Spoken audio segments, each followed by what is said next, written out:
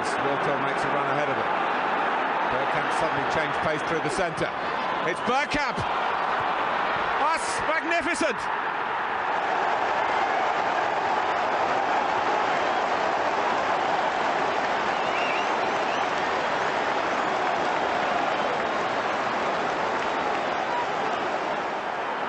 The move, and then this, which left Dabby's ass totally stranded.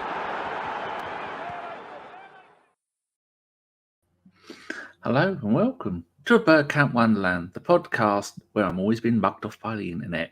With me this afternoon, tonight, wherever you are in the universe, known universe and unknown universe. We don't discriminate here in whereabouts in the universe you are. It's Stan the man from, is it sunny Canada today, Stan? It is quite pleasant and sunny today, Danny, here in Vancouver. Spring is in full force over here in Vancouver at the moment. It was actually lovely and warm in the UK yesterday, and so at half-time I went out and sat out the front in my electric chair with no pants on, hoping nobody would go by and poke me with a stick.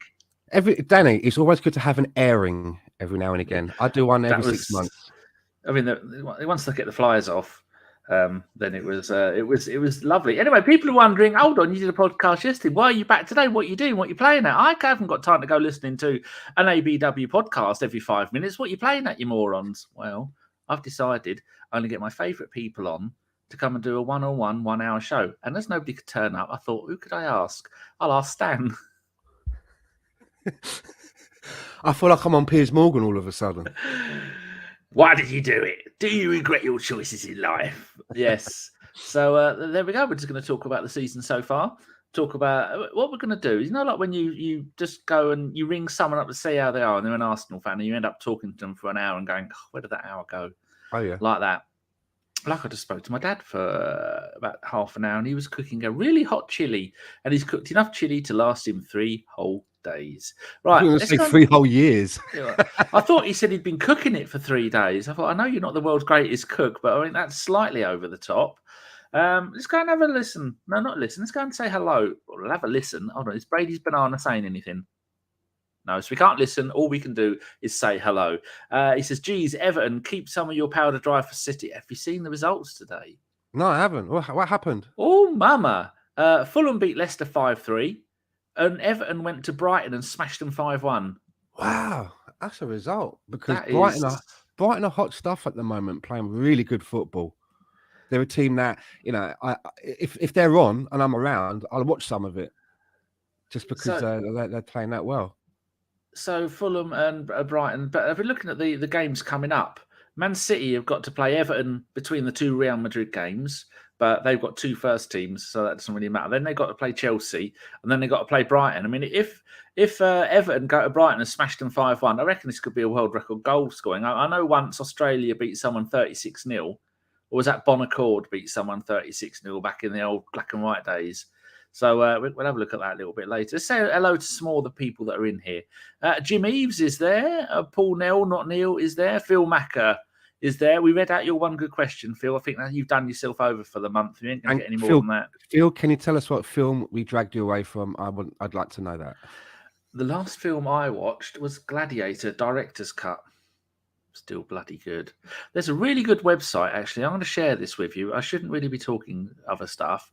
You ever wonder when they bring out a director's cut? Yeah. And you think, well, what does that mean? If you go to this website here, it's called all the W's, movie, then the minus sign, censorship.com. That, you put in the film and it will tell you the difference between the extended version, the director's cut, the special edition. It will say this bit here was put in here and it was 14 seconds longer. This was 8 seconds longer. And so I did that and found out that the longest part of it was a scene in the market, which they added in. So there you go. What was the film? Sorry, what was the film? Gladiator. Oh, Gladiator, yeah. No John Fashanu. I was gutted. Thank you for the chuckle while I was drinking. Did you know they're making a part? They're going to make a part 2 to that, which is going to be weird, seeing as that he died. But maybe it's a prequel or something. But they are making a Gladiator 2. Well, who's going to be in it? Everyone died. Maybe it's a prequel though. Maybe it's like, when he was a general or something of the army. Gladiator, the early years. Yeah. The one. Anyway, we're not here to talk films. Let me save that for something else. Paul Nell says, that is a commitment, Phil. It is. Boy 10 says, more podcasts. How's the weather where you are, Boy 10? I think is I'm never sure if that's in the southern hemisphere or the northern hemisphere. I think it's in the northern. Probably nice weather. BX says, Stan is in the hot seat. Stan is going to get grilled. Tom Andrew is there. Hello, Tom. BX, 14 goals in 2 matches, and I didn't see any of them. I was asleep. And then I only woke up because Sean's mum rang me up. Sean's kitten is having a gubbins scooped out tomorrow. And so they're all a little bit worried. Good luck, Nala, you rat. Evening, folks, in the chat, says Paul. Phil says, ticket to paradise, Clooney and Roberts. I wouldn't pay that if you bloody watched me, paid me. I've got Pepsi Max. You can see on the sofa. I'm going to share this with you. Me on this one. There we go. Look on the sofa. 24 packs of Pepsi Max Lime, Pepsi Max Cherry, and 7-Up Cherry. Sometimes I think I make a mistake with my bulk buying because I don't really like any of them apart from the standard one. Where are we up to? It's a prequel. Happy he, me, her. Well, happy he met her instead of gladiator. Glad he ate her. Or maybe. Nick says, I'm in London, Canary Wharf. I can't find the wharf, though. It's usually on the bridge of the Enterprise. Boy 10 says, it's getting cold in South Africa, mate. Lots of rains, probably some flooding coming. Stay away from the Sharks. That's all I've got to say. Right, Stan, how did you feel about the last 2 games? Because I've not spoke to you since we smashed Chelsea and Newcastle. Are you surprised? Well, with the Chelsea one, going into that game, I was kind of like pooping myself, to be honest, because, when you get a team that's down in the mud and everybody's pointing their fingers and laughing while they roll around in the mud, and every team goes there and just gives them a hiding and walks away with 3 points, laughing as they look at them in their review mirror. Nobody wants to be that team that rolls up laughing and then that team just gets up out of the mud and gives you a right good kicking and sends you home with no points. Every team has that in them. And I was really worried that we were going to maybe fall to that, be that one team that couldn't get anything from Chelsea. So I was quite, happy and relieved to see that it was business as usual when it came to Chelsea this season. And we got all of the, points. Yesterday's game, though, when it first started, the first sort of like 5 minutes and that, I definitely thought it was going to go the other way. When that ball hit the bottom of the post, I think it was Murphy's shot after a brilliant ball from Joe Willock. Brilliant ball. He's looking really good in the Newcastle shirt. It seems like he's found the right environment for him. But I honestly thought that it was going to be a bad day at the office the way that it started. So it was quite surprising the way that we turned it around, because the first goal that we scored, it came out of nowhere. It was against the run of play. I think up until that point, Newcastle had most of the possession and the chances, and we were chasing shadows a little bit at the beginning of that game. But it was good that we managed to turn it around and leave with all 3 points, because I think had we not got the points, that would have been it. We'd been written off. Now the door is still ajar. If you listen to what people are saying, the pundits and in the media, the door it's not slammed shut yet. It's still ajar. There's a chink of light coming through. We've got our foot wedged in the door so they can't close it on us. And it's, it's up to us to keep our foot in that door, because if Man City fall, if they drop some points and they get a little bit careless, we can push the door right open and walk in. And we can come and go in and nick their PlayStation. Yeah. And that would be, I say PlayStation. I've not played any consoles in ages. Isn't that sad? I used to live on those bloody things. Yeah, I agree with you there about the Chelsea thing, because I thought it's always the way. Under Wenger, then the Wenger days, it'd always be, Arsenal are going to go and play someone. They've been absolutely atrocious. The Benteke effect, as we ABW now affectionately call it while crying into our socks. The Benteke effect. And that's why I expected it to happen. And it didn't happen. And I thought, well, this is for the Chelsea game. And then, like you were saying with the Newcastle game, we as Arsenal fans are just always so pessimistic.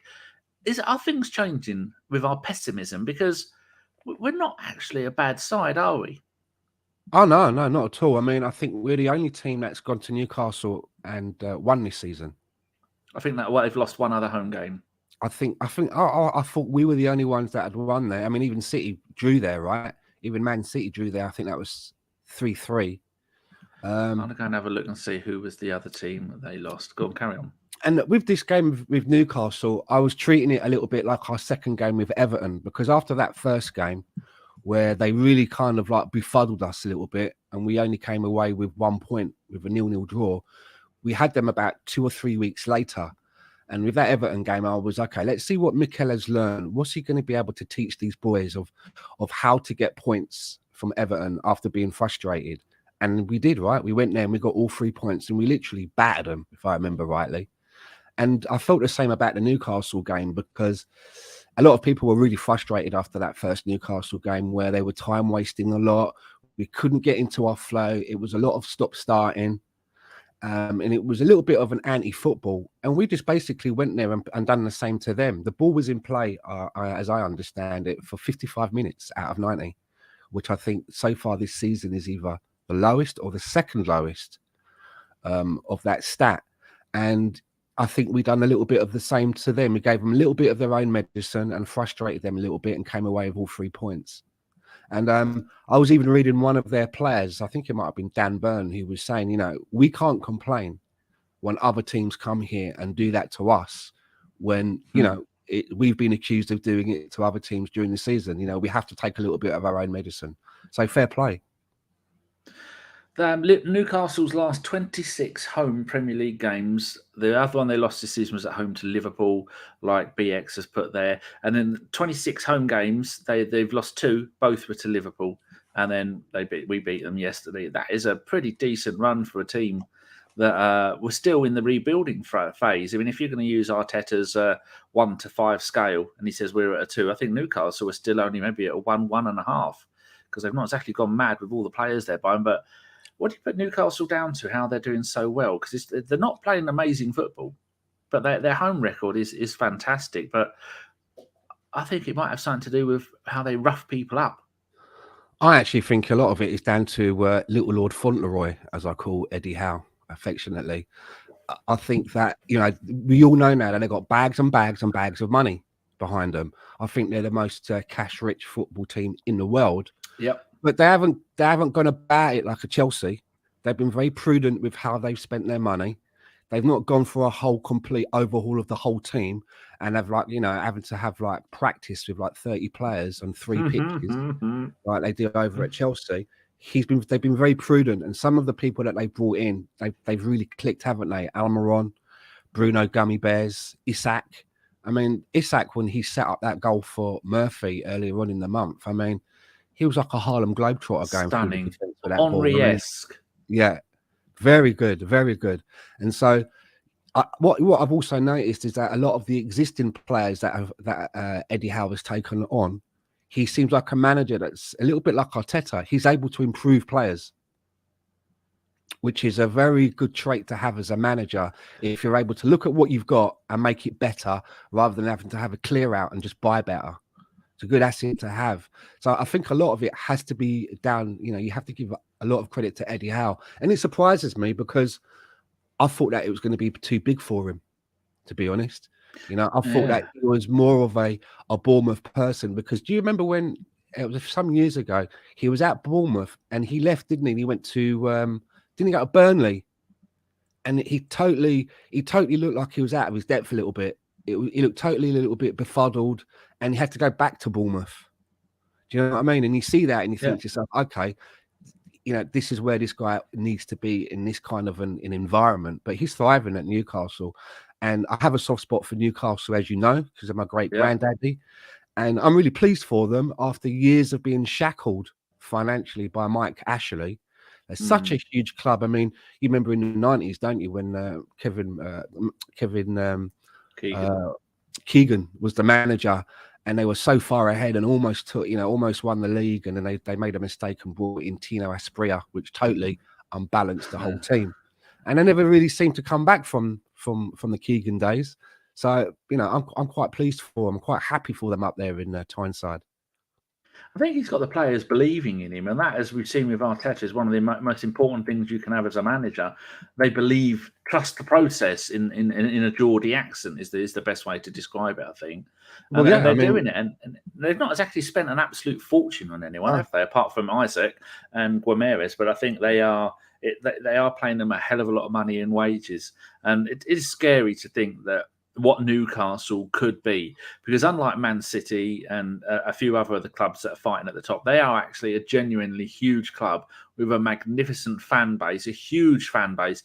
And even when they were in the lower leagues, they were still getting massive crowds. And even when they're flirting with relegation season after season, they still turn up. The only reason in recent years, like you were saying, was the Mike Ashley thing. That's the only thing that was stopping Newcastle fans from selling out game after game, year after year, because they were having protests. Because the man is in case he's watching, he's not a very nice bloke. I was going to say a parasite, which is a Jackosaurus. I'm not going to read out what you've put, but that's the wonders of Twitch. You can swear like that and get away with it. So Jackosaurus is he's making the most of the freedom that Twitch allows you to have. Nick has given us a question. That's nice.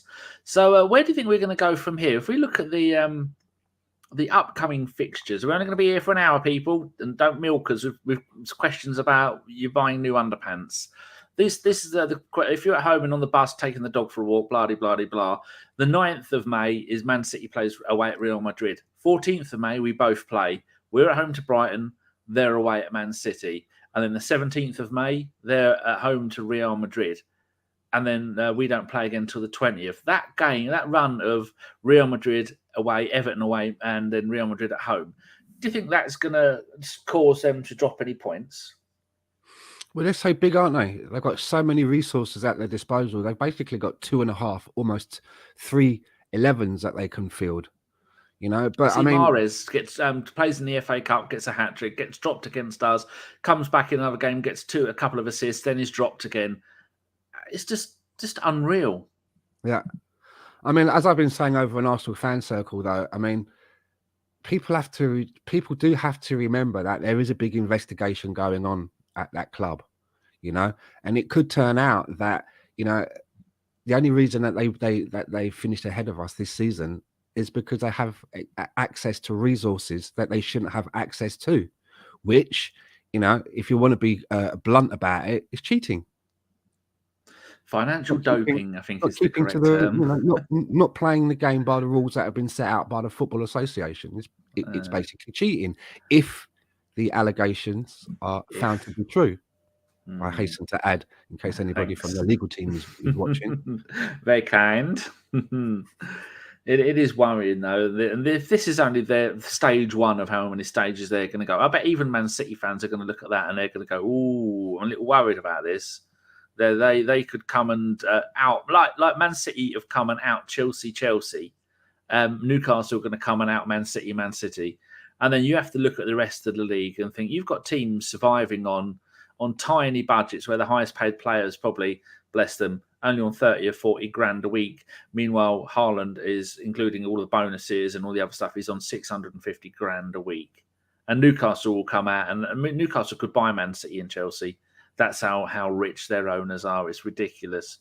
But I think once they get back into the Champions League and they have Champions League football to offer, that's probably the moment when you start seeing Newcastle really splashing the cash. Because they can afford to pay the best players in the world, and obviously they can attract good players by playing in the best competition in Europe. Loki says, I remember when Mirandinha was at Newcastle. That was like, oh my God, there was a Brazilian playing in the First Division, Premier League, whichever one it was at the time, thinking, wow, good God, imagine having... I was excited when Arsenal signed Siggy Jonsson, the Icelandic bloke, and then who else did we have? Paul Lyderson, Norwegian, Eddie McGoldrick, Irish. Johnny Jensen. Johnny Jensen. And we used to think, good God, we must be a classy side, because if we can attract the finest players from Iceland, Denmark, and Norway, that is magnificent. Back in the day, Vladimir Petrovic come for a season, didn't he? We were quite cosmopolitan, weren't we? As for a club back then, very cosmopolitan. But I think Glenn Helder, yeah, I remember us his first ever game, and I shouted, and I think he thought I was shouting at him. I've apologised on Twitter. So if you ever find Glenn Helder on Twitter and you message him and say, "Oh, you were terrible," he comes back and goes, "I know I was. I'm really, really sorry." If you can find him, the amount of times I've seen him do it. He done it to me, didn't he? Did he? Yeah, quite recently. Done it to me this year. I was. What did he do? What was it? It was somebody. You know, when someone puts a tweet out and they go and they sort of like go, best Arsenal player ever, but you're supposed to put the worst. It's like, you're being sarcastic and ironic. And I went into the comments and I can't remember what I said, Glenn Helder.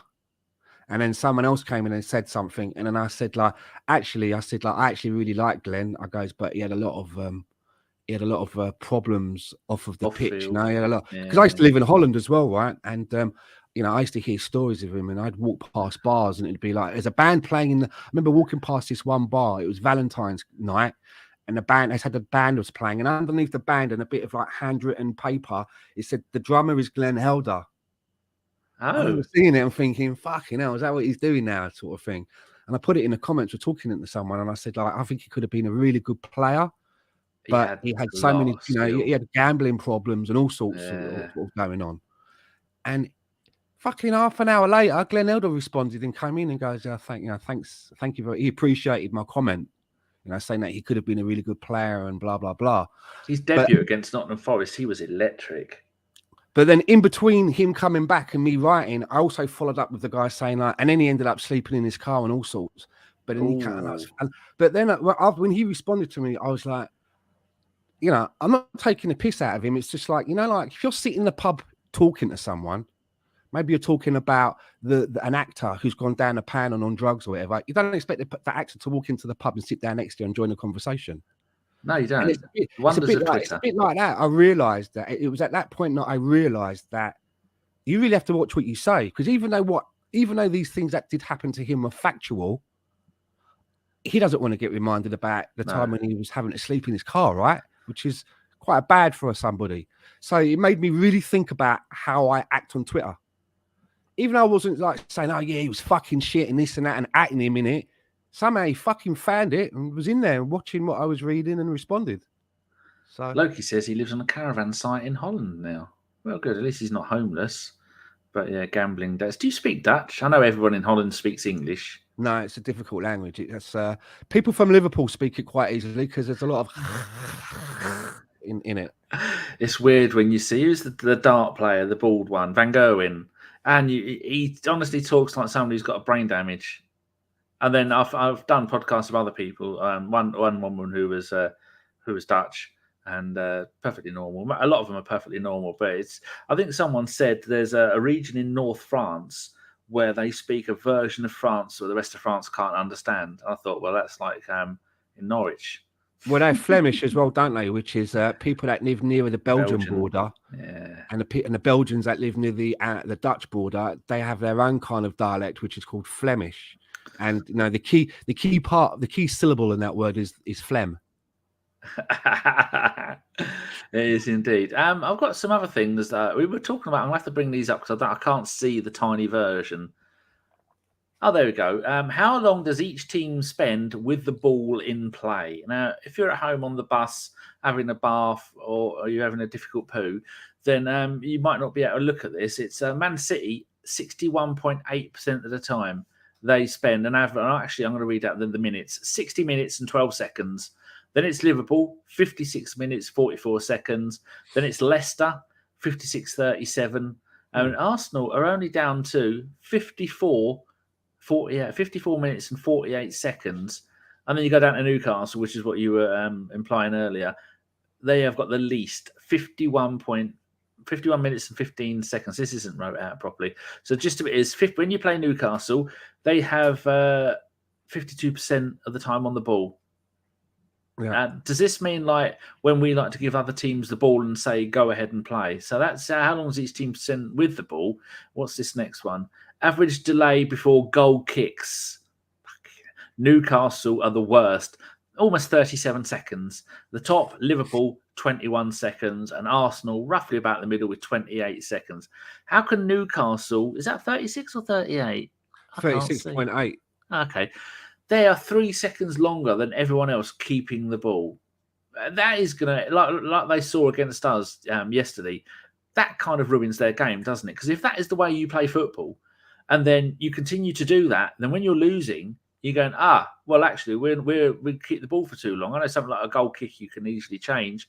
And the third one that I stole from Twitter, average delay time before restarting play. Newcastle second bottom, 30 seconds. Brentford the worst with 31 seconds. Liverpool top with 23. And the Arsenal, again, right in the middle, 27 seconds. Do you read anything to any of these stats? I just think that the referees need to make sure that all of the time is added back on. You know, a football match lasts 90 minutes. And that, for me, that should include 90 minutes of football. Do you know what I mean? Not 10 minutes of football and the rest of it sort of like just mooching about, walking to get the ball and all of that sort of stuff. And once you see the referees constantly adding the time on, then that will eradicate that. But then we might have a situation like they had in Argentina last night. I don't know if anyone's... Some really weird things in football going on. I heard about Lacazette scoring 4 goals yesterday. No? Really? They were... The other team, Lyon were at home. The other team scored 4 goals, scored 4, all from one bloke. And then Lyon were losing 4-1 at home. And then Lacazette scores 3 more goals. And then a 96-minute penalty. So 2 players in the same game scored 4 goals. But wow. Look at this one last night. River Plate 1, Boca Juniors 0. Doesn't seem too strange until you look at the 102nd minute in a 90-minute game, red card. Then in the 103rd minute, 5 red cards. And in the 104th minute, another one. And this is just a normal league game. So it went on to the 104th minute, 7 sendings off, and then about 9 bookings. So that wasn't like sendings off because there was a big fight. Yeah, it was like because there was a penalty in the 92nd minute, and they were just. I've not had a look at it on YouTube yet, but yeah, people go and have a look. River Plate 1, Boca Juniors 0, and then go and have a look at it went full WWF SmackDown, and there you go. That's a huge derby, though. That's one of the biggest in the world. River Plate, Boca Juniors. It is. I mean, how many can they fit into that stadium? It's loads of them. River Plate. Yeah, I don't know. I could have a guess, but I'd probably be miles. 100,000 or something like that, right? Something really weird. Yeah. Looking at the league table at the moment, we are on 81 points. We're 1 point behind Man City, and they've got a game in hand. That game in hand is against Everton. Do you hold any hope that we could still do something this season? Oh, there's always hope.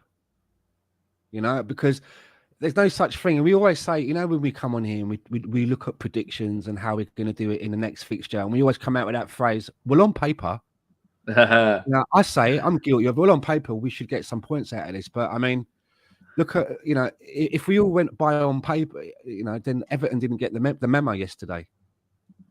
Because as you say, they had a great day out yesterday when you think that they've probably got no more points in them. So it's a hard one. It's a hard one to call. The thing is that football's played by human beings, and different things happen. Get up in the morning, you stub your toe. Your wife starts nagging at you. You find out the fucking cat is shitting in your bag. What a way to start your day off, and you got to carry that into the day. You know what I mean? It's never as it should be on paper. But I do hold a hope out that somewhere down the line, Man City, they can't be impervious to losing some points, which might let us back in. And I think that some of our problems this season have been, we had our future in our hands for most of this season. And I think the problem, looking back over the last few games or so, after the Liverpool match, for me, that was when and you look at the 2 fixtures coming after that, again, on paper, West Ham, Southampton, that was probably the time that Mikel Arteta should have rotated the squad, because he didn't. And by the time he got to the Man City game, it was then evident that there needed to be rotation. He needed to do something. But what are you going to do? It's against City. You know what your best 11 is. And, we kind of know what our best 11 is. There's maybe, you might have one or two that you change. I might have one that I change, but it's basically the same 11. And, you're going up against City. The last thing you want to do against City is not play your best 11. But he went in there playing a best 11. For me, showed that there were key players that are out of form. Thomas Partey, I pulled that one out of the air. But you can't change it then. You can change it afterwards, which he's done. Had he started making changes at the West Ham game after the Liverpool game, we may have had a couple of more points here and there. That's what I think. That's what I think his biggest mistake has been when it's come to, tying up this season. He's hesitated and waited too long to rest some players and give other players some time. Because as we've seen, those players that have come in, they've done all right. Do you want an amazing stat? So far, this is Premier League season number 31, I think. 31. With 3 games to go, we have got, as I've just put up here, we have got 81 points. How many of those 31 seasons do you reckon we'd have won the title with 81 points? Oh, definitely Wenger's first season, I think. Didn't he win his first league with about 79 points? He won the first season with 78. Yeah, so there you go. And the second season won it with 87. And the third season with 90. So already Arteta has got more points in a season than Arsene Wenger ever did. These sort of stats, people will go, oh, but. I'll tell you the answer. 21 out of the last 31 seasons, Arsenal will be champions already. Let that sink in, people. 21 out of 31. Add that to the fact that Arteta has already got more points this season. No, not this season. Changed 81, not 91. 21 seasons. So he got more than the first season with 78. Second season, 87, and we've got 81. So Wenger, we've got 6 more, and then 90. See, I was thinking 21 number of seasons. So 90. So we could equal, I did think that was a bit low. We could equal Wenger's, if we win our last 3 games, Arteta could equal the invincible season for points. That was it. That's what I was trying to say. I'm looking at 2 different windows at the same time. That is amazing. But to already have more points, 3 more points than what we did in my favourite Arsenal side, the double side of 98, we've got 3 more points. But there again, to be fair to Wenger that season, we had the FA Cup final and the last 2 games of the season we did kind of throw because we had Newcastle in the last game of the season. And so although we have beaten it, I think there should be a little asterisk and a caveat on that one. But 21 out of the last 31. I think that's right. Don't make me go back and count it again, because when I've got more than one window open, it doesn't work. Or shall I go and count it again? I think I need to count it. I'm going to go and have a look and see what people are saying. This will make me go and count it again. Boy says, wasn't Arteta's quickest to 50 wins or something? I think he would, I think. I haven't been hearing something like that. I do tend to try and keep a note of those things, but when it comes to numbers, I add it all up and then forget it. Phil says 20 seasons. Hopefully it's 20 seasons. 81. Yeah. 80, I think I've counted that up right. Yes. Or have I? Fuck's sake. Right. Stan, talk to people. I'm going to go and count it again because I had the 91 in my head and it's 81. 1. Looking at the game yesterday, 5. One of the things that I think Mikel Arteta did, which really helped out, was by not picking Thomas Partey and picking Jorginho, 7. He then got Granit Xhaka to play in a slightly deeper role, so we almost had like a double pivot. And I think that really made the world of made the world of difference by not leaving Jorginho so isolated with his lack of pace and having somebody else next to him. And as somebody said in the chat box, about Kivior. Maybe we should have got Kivior in a lot more earlier than the Newcastle game. I mean, we broke the ultimate taboo, didn't we? I mean, we played 2 left-footed centre-backs and we're still here to talk about it. The world didn't just explode. We didn't get shot off into space, So that was quite interesting because there was a lot of talk about that. Can you play 2 left-footed centre-backs together? And I thought to myself, well, why not? I've seen teams win leagues with 2 right-footed centre-backs. So why can't you? you know. And I think as well, Kiwior is quite good with his weaker foot. So it's going to be interesting. Right, it's going to be interesting to see now for the rest of the remaining games. We've probably seen the last of Rob Holding. May have even seen the last of him in an Arsenal shirt, because I'm sure that he's going to get perhaps moved on. You know, moved on this summer. I've counted it again. It's either 6 or 7, not 20. I'm not going to count it again, because every time I count it again, I get a different number. So we've got 81, and yes, I think the 21 was if we win our last 3 games. That's what I was thinking. So I don't think we're going to do it. I can't see. Can anyone in the chat see Man City dropping any points? Because I don't even think they've got any injuries. I'll go and have a quick look and see if they've got any injuries. But they have dropped some vital points in earlier on in the season. They're not the ones that have started the season and been in first place all the way through. They've been below us, and they've had some results where you think, oh, didn't think that would happen. So anything is possible. Really, I think anything is possible. It's like saying, if 2 teams play each other on Saturday and Team A beats Team B, and then we go out and we beat Team A, does that mean that we're better than Team A and Team B? Not necessarily, because we could play the team that lost the following week and get hammered by them. It's not that easy. It's not that easy. Like I said earlier, you can't say on paper we should win or lose, because it really does depend on the day. Really does depend on how the manager has set the team up. And I think one of the things that Mikel Arteta did was that, I don't know if you saw this, Danny, Ramsdale said that when they were at the hotel and before they got onto the bus or whatever, Mikel Arteta, he put on the All or Nothing documentary after they lost to Newcastle last season, which, you know, didn't allow us to get into Europe. And he played that segment to them so they could all see their faces. He does a lot of that. Of how disappointed they were missing out. And Ramsdale said that it really fired them up. Yes, I can imagine it would do. And he does like to do a lot of those. Like he played the You Never Walk Alone music when in training to get them used to being at Liverpool. He's got some really good ideas, which is refreshing. And I think young managers have to look at doing things a different way, because modern football is so difficult. I mean, when if you took Man City out of the equation, then who do you think would have been dominating football for the last few years? If you take Chelsea and Liverpool out of it, no, Chelsea and Man City out of it, because they have had financial doping, how do you think that the world of football in the Premier League would look different? Do you think we would still? Do you think the moving to the Emirates would have had such a massive problem? Because when they planned to leave Highbury, they didn't take into consideration a Russian coming in and spunking billions on a bus stop in Fulham. But we still lost a lot of our key players, didn't we? You know, we had a really good team of players, and you know, also as well, Wenger sort of like changed our style, which really affected us as well, to accommodate Cesc Fabregas. You know, we used to play with like 310s, right?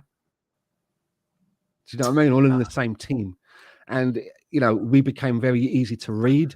And we were a team that if we couldn't go out on the day and do what we do and get away with it and win, and the team found a way to nullify us, everyone would just basically shrug and go, oh, well, that's it this week. We'll try and win the one next week.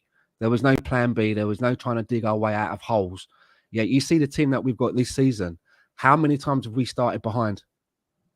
How many times have we managed to find an answer? Many. And this is everyone keeps saying that this is a young team. Well, for a young team, they're quite mentally mature, because the amount of times that we go back, you know, in a game or we're behind in the game, they managed to find an answer and to get us all the way across the line. And on a lot of occasions, getting all 3 points, not just a draw. That's quite some feat as well, to be able to have that within your team, that you can work it out between yourselves on the pitch and get out of it. That is very, very true. I am going to have to go and write down my wonderful stat that, so if I don't make a note of it, I'm going to forget it. I've counted it all again. Where do I put my stats? With 81 points, would have won the league 6 times. If we win all 3, win last 3, we would have won 21 titles already. Do you know That is amazing. Do you know it's been eating away at me all of this season, and it's become like a bit of a little joke over an Arsenal fan circle, and Now, go on. everybody on the panel is kind of like banned from mentioning it, but Gary will bring it up to wind me up, and Ray will bring it up, and that's the Brentford game with the VAR incident. Oh, don't. Because ever since that game, I've just been thinking to myself, 2 points. 2 And points. that 2 points. I think I mentioned this on a pod, not last week, the last pod, but the one before that. My head. I know. What happens if we lose the league by a point? Are they going to? The day is going to come when someone is going to sue the Premier League. They're going to sue them for things when they've gone wrong. Do you think we need to go down that route? No, that's a sticky, mucky route to go down. If we're going to lose, they've got to be held responsible. If we're going to lose this season, for me, we need to lose by 3 points. Because if we lose by 1 point or 2 points, I know that I shouldn't cling on to things, but that Brentford VAR situation, I've not been able to shake it. It's made a little nest in the back of my head, and it's hibernating until the end of the season. If we 1 or 2 points, I'm going to be incredulously pissed off. I'll probably sit down and write a very strongly worded letter to someone. I'll be that annoyed. But those 2 points, man, that could be the difference, man. That really could be the difference, that we don't win a title because of you can't. It's all very well and good coming out apologizing and shit, but that ain't paying the rent. That's not going to pay the rent. It's just that as what's his name, the comedian, that doth butter no parsnips. Yeah, I don't know who you mean, but I like that. I do like that. Yeah, what's his Joe Lycett? That doth not butter no parsnips. It doesn't. Oh dear. Right. Mr. Hertz is there. He's straight off of his ban. He showed his wife that I banned him for mentioning AC Milan. He did what? He said Forza Milan because he's an AC Milan fan and I'm an Inter Milan fan. So he's put that in the chat yesterday. So I timed him out and he showed his wife. He said, "Please don't time me out again today."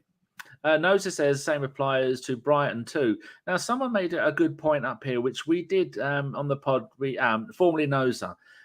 It's easier to be the hunter than being the hunted. Do you think that has made a big difference in the way we play? Because we saw 3 draws and a loss when the pressure was on, and now the pressure is off. Really, really impressive wins against Chelsea and away at Newcastle, which, if we're honest, I wouldn't have been surprised if we'd have only got a couple of points or maybe even only 1 point out of those. I think that Arsenal, even before the Southampton game, I think Arsenal were focusing on the Man City game. And, it's just your undoing. You got to look at each match as it comes along. I remember reading, I can't remember who it was by, but it was someone that's connected to the club, that works at the club, and they were saying, and it was Charles Watts, I think that was delivering this, so it's quite reliable.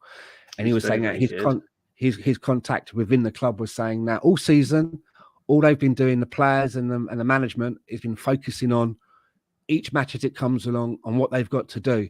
But they've noticed for the first time this season, and this was a couple of weeks before the Man City game, that they're starting to speak about the Man City game. So that confirms to me that their focus was lost and they were looking at the Man City game and taking the Southampton game a little bit too lightly. And I think that now that we've lost that, now that the City game is gone, it seems that the pressure has been lifted from us a little bit. And that's a shame because it's all about it's about fine margins. It really is fine margins. Yeah, and I do agree with Phil. West Ham, Southampton, games that we should have won. I'd even say that the Everton game is another game that we should have won. But I don't expect Arsenal to go for a season and win every single game. When we came back from the World Cup, I think we had when we had 10 games to go, I was saying I don't expect us to win all of the 10 games. I just don't. That's just how football is. So I understand that, those are games that we lost valuable points at. But for me, the Brentford one, the points feel stolen. They don't feel lost, as in we didn't do enough or we didn't prepare right. They feel more stolen. So if we lose this league with 1 or 2 points being what we lose by, it's just going to be, I'm just going to, you're going to be dejected. Look out of your window towards the direction of Vancouver, and you may see the mushroom cloud. Oh dear. Newcastle. I mean, it's Nottingham Forest 1, Southampton 0, and then it's the wonderful Ashley Maitland-Niles, Conservative, is at left back, and the ball bounces right in front of him, and his man runs past him, crosses it into the middle, and someone scores. Well done, Ainsley. Well done. You can run at 100 miles an hour, but you cannot stop a ball that bounces right in front of you. Shameful. Yes. Loki says the Everton game was the shock. Avon says the points were stolen at Man United as well. Something I'd like to ask you, because I've seen a couple of tweets from the Bergkamp Wonderland channel, and that's about our left back situation or lack of left back, depending on how you want to look at it.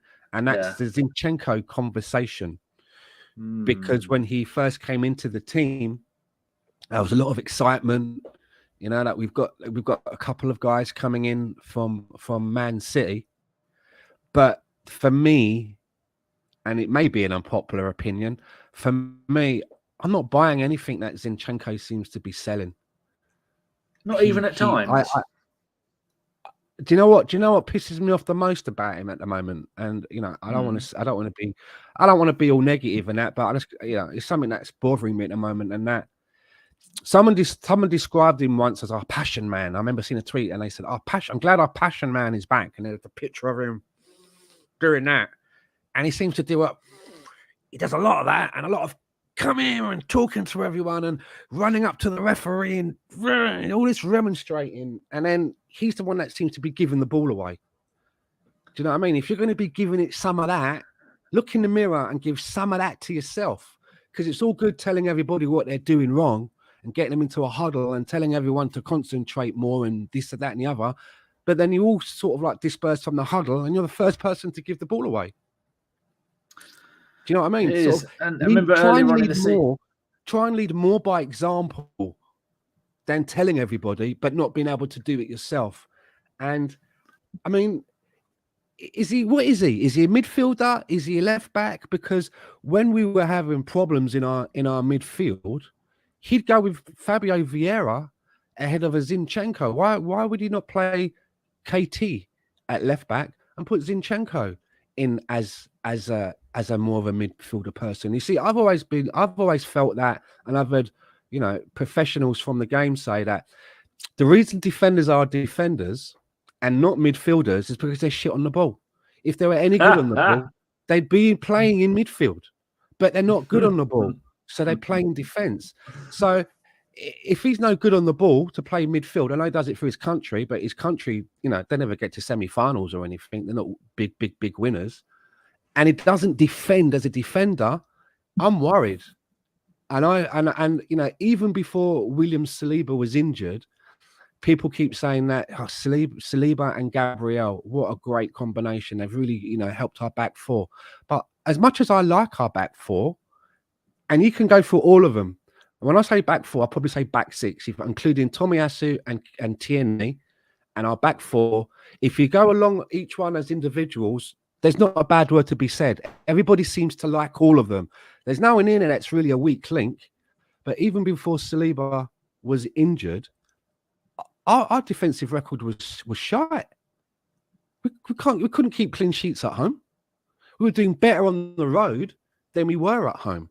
So there seems to be a problem somewhere within our defence that I can't quite put my finger on, because we like everyone. We like the goalkeeper, the fullbacks, the centre halves. We like Tomiyasu and Kieran Tierney, who are on the fringes. So I don't understand. Do you know what I mean? Where it's going wrong. But what I don't like is that we don't have a left back. All right, give me one moment. Someone's hammering on my door. 2 seconds.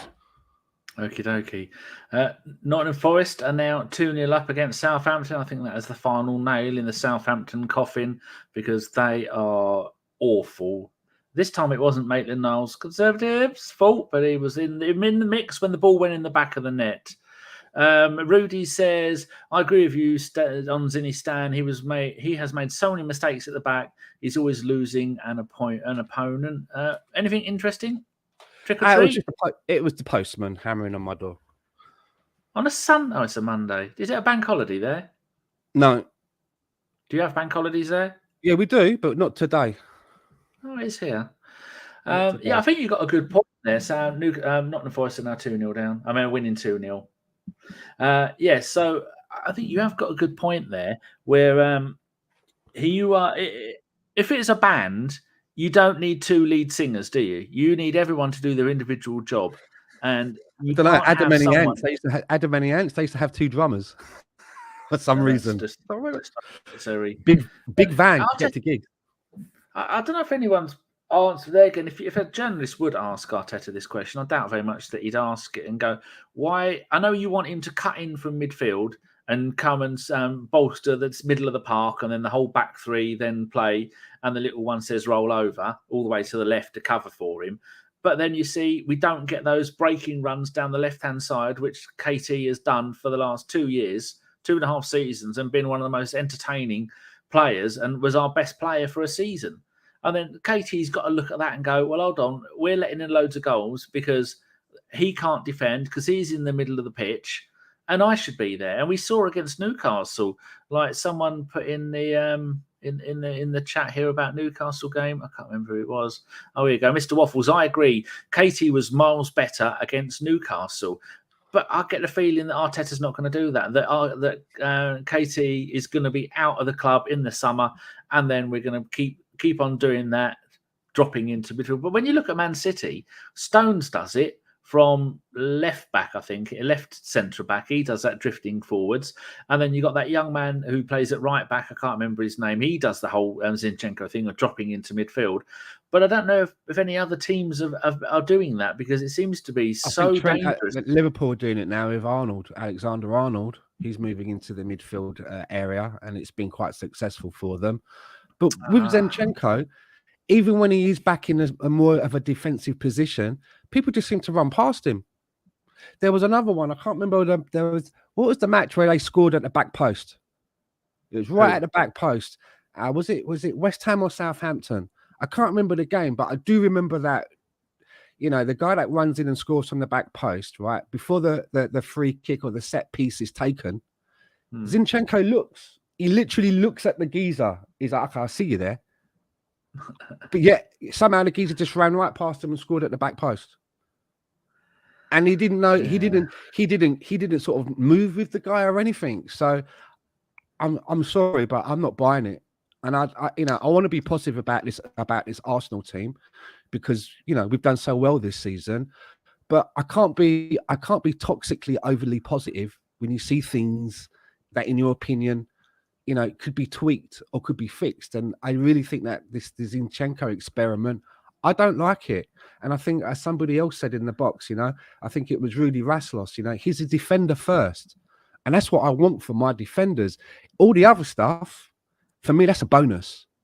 If you can do all that other shit on top of the defending, fantastic. That's a bonus. But you need to defend first. And for me, with Kieran Tierney, I honestly don't get what the problem is because he can really get up that byline and he can put some good balls in, low crosses, high crosses.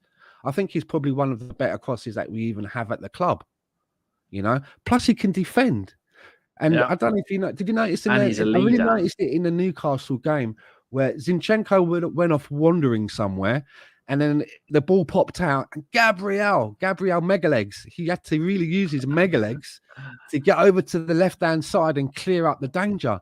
And it was a bit harem-scarum. And if I was mega legs, I'd be thinking to myself, like, fucking hell, how long have I got to keep doing all this for? Like, I literally have to be like $6 million man to get to the other side and clear up mess. Because Zinchenko is still like, buying postcards up in the other end. Rudy has put, no, it wasn't. Avon has put, I wouldn't be surprised if Kiwior played left back next season. I just looked all this season for Spezia. He played centre back and one game in DM, and all last season for Spezia. He missed out the beginning part of the season. He played in DM the entire season, but he is left-footed. But I think something needs to be done by that, because if you look at where they attack us down the most, it's like Karl said on the last pod. If I'm playing against Arsenal, I'm putting my quickest winger on the right-hand side and saying, as soon as Zinchenko drifts into midfield, get the ball to him, you run at them, because there is a huge gap down there, because you're not getting Martinelli you get Martinelli tracking back, but Martinelli's not doing the defending. And then immediately, because Zinchenko hasn't even got the pace of someone like Tierney to get back and do that. We're having such a great season. We are picking at what? Picking at hairs? Picking at threads? He's very enthusiastic, and it's not like we're talking about a player who is just walking around the pitch, not giving anything. He's enthusiastic, and you can see that he wants to do well, but that's maybe not enough for where we want to be.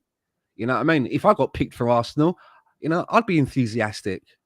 You've seen how shit I was, but I'd be really enthusiastic, and I'd be giving up my all running around, but I don't know if I'd be any use to anyone. Yes, indeed. Anyone got any questions for Stan? Because we are going to finish this show in exactly 4 minutes. So if you've got a question for him, type it in there. We did have one question already from our very own Nicky Wilson. Nick Wilson. Hi, Nick. It used to be Nicky. He says, what do you think about the Arsenal fan in the Newcastle home are getting beaten up? Home end, I think he means, but they're getting beaten up. He wasn't wearing colours. I've been in the Norwich areas in an Arsenal shirt and never had any grief. I've heard nothing about this. I didn't hear anything about that, but I wonder if it's the same fan that Lee Dixon talked about, because Lee Dixon was talking about, he was at the game in the commentary box, and I think it was when they were looking at the penalty. Is it a penalty? And it hit Kiwior's leg rather than his arm.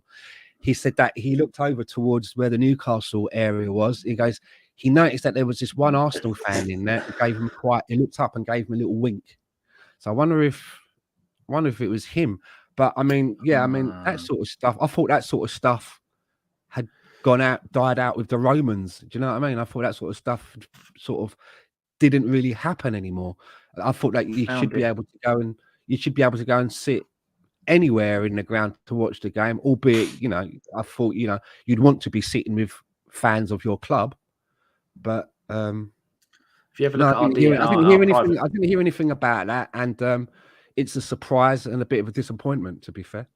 If you ever look at our private chat, Stan, I'll put a link to it there. It's on the Sun newspaper, so I don't know if it would be blocked in Canada. And then I've put it in the chat for people to have a look at. Where is it? Bloody gone. Go back. Oh, fuck's sake.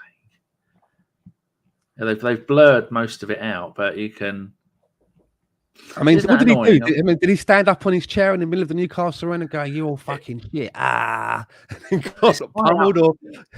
high up in the gods at Newcastle, and I think a steward is trying to protect him, and there's 3 or 4 Newcastle fans leaning over, laying in punt. Oh God, there's about 7 or 8 of them. They're all on him, and he's wearing a dark blue t-shirt with a white writing across the front and light blue jeans. It's a very short video. And they've got his hands behind his back as the stewards are taking him away. I mean, they're kind of frog marching him. I mean, what's that about? The Sun's website is absolute fucking dog shit. Fuck that. You can go away. I'm not going to look at it. Quite shocking. The fact that they're just all laying into them. I mean, I always thought Newcastle fans were quite nice. They had this thing, bring your scarves to the game, didn't they? Yesterday, I didn't read what that was about, but apparently maybe it was them taunting us. Here we go. Rudy says, Alan Shearer thought this was a pen. No.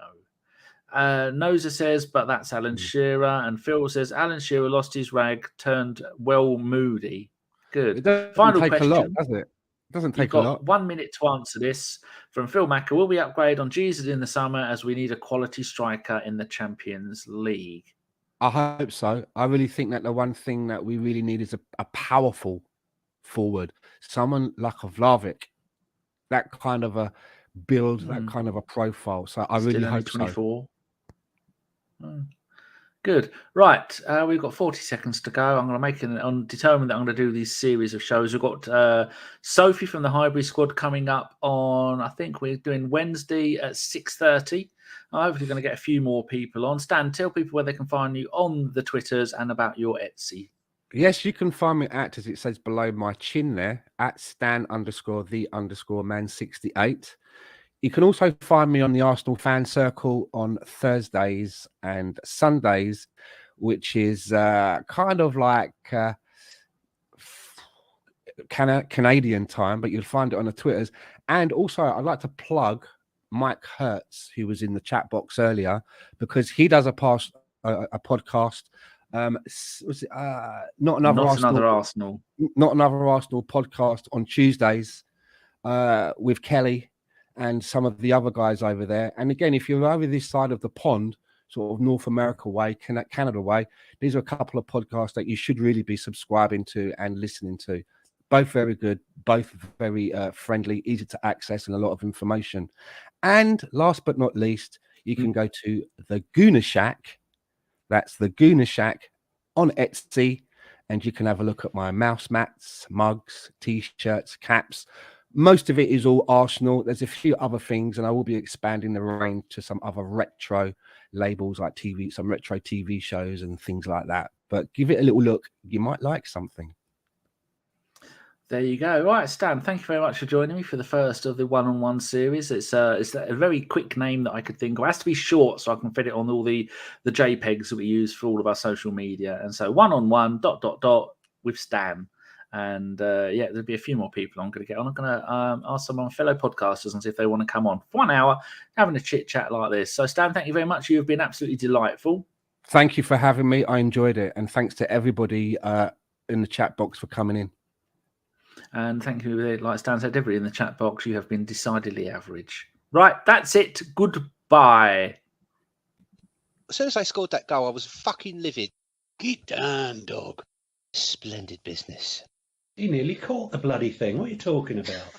So I was just eating a full quiche. Well, you don't often see them at it. So when you see them in the supermarket, they need to be swagged, microwaved immediately, and get the brown sauce on and bosh, Bob's your uncle. Never